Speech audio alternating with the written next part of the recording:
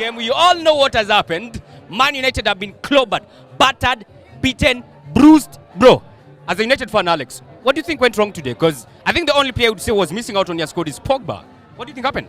First of all, I'd like to say that it's disappointing, but it's not surprising. It's not surprising. It's been the typical United and Ole Gunnar Solskjaer. Poor performances after poor performances, always relying on individual brilliance to get 3 points. Working as a team. Yeah. Today, it showed clearly that Manchester United really needs a better coach than Ole Gunnar Solskjaer. It's as clear as that. Yeah. Ole Gunnar Solskjaer is out of his depth at Manchester United. Manchester United is going to win nothing with Ole Gunnar Solskjaer as manager. A change is needed right now. Ole out. Right now. Right now. Ole should be getting sacked as we speak right now. As we speak right now. We should be getting... Get Zidane on that damn phone. Get Erik ten Hag from Ajax on that damn phone. Yeah. Ole Gunnar Solskjaer is not a Manchester United manager. At best, he's a championship level manager. Your Alliance Janakina Cardiff and brought them down. I was actually going to ask you, if you fire Ole right now, who do you think is the best suited guy to come in right now? Personally, I'm biased towards Erik ten Hag, the manager at Ajax. I think they played some exceptionally beautiful football, and he won't need to change our squad much. He won't need much of a rebuild as compared to someone like Conte. Conte plays a completely different system that won't suit most of the United players. So my biggest preference is Erik ten Hag, though the problem is that ten Hag promised the Ajax hierarchy that he would be staying for the rest of the season. So the other possible candidate would be Zidane for me. Zidane is a winner for sure.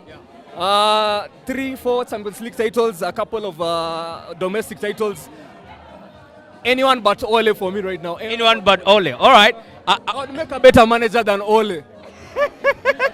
Better manager than Ole. All right. There's this small issue that is going around about Manchester United and you bringing back Ronaldo. Do you feel like him coming back, he may destabilize the plan? I think Ronaldo is a good signing, but he's not what he needed.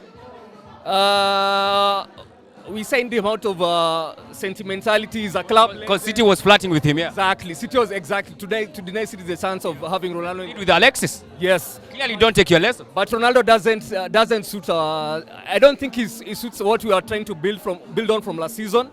I think Cavani is more suited for us.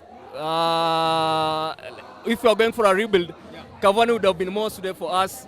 Pressing from the front. Ronaldo doesn't do that. He doesn't press from the front. He's a proven goal scorer, yes, but he doesn't offer much off the ball than someone like Cavani would. So he's a good signing, but it was the wrong signing for Manchester United. Because going by how he's playing, he's costing you guys. I would honestly say he's costing you guys.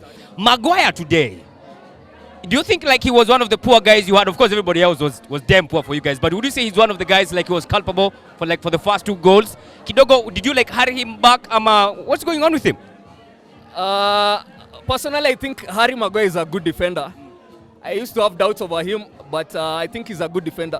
Manchester United's defensive problem, it's down to the whole defending as a unit and not individual players. Because we signed Varane for Real Madrid, we've still been conceding goals. Yeah. We got Wan-Bissaka for £50 million. Luke Shaw played at the Euros. He was brilliant for England. Back at Manchester United, he's not doing the thing. So I think Manchester United's defensive problem comes down to how we set up as a unit rather than individual players. Though Harry Maguire might have been at fault for individual mistakes, but our whole defending as a whole is a whole mess. Defending starts right from the front. The first player pressing from front coming to back. Harry Maguire should be our last resort of defense until it reaches the keeper. But before that, I would say it's all down to poor coaching. We are poor in every department, from forwards, midfield, defense. We are poor in all departments. So I won't put so much heat on individual players. I think what's the biggest problem is down to the coaching. Down to the coach. But I was going to ask you, besides the coach, who would you say is the poorest player you saw today? Nani alikuwa just poor as a player? The poorest player for me, I'd say was Harry Maguire. Harry Maguire? I'd say was Harry Maguire. He was individually responsible for 2 or 3 goals. I think the first goal and the second one.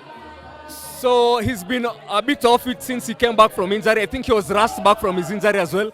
He should have been He shouldn't have been in the last 3 games, actually.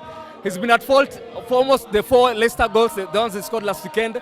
He was at fault for a goal over the midweek against Atalanta and about 2 goals in this game. So that still comes down to coaching. It's the manager's fault that he puts a player who's clearly not fit ahead of other players who have been training consistently. So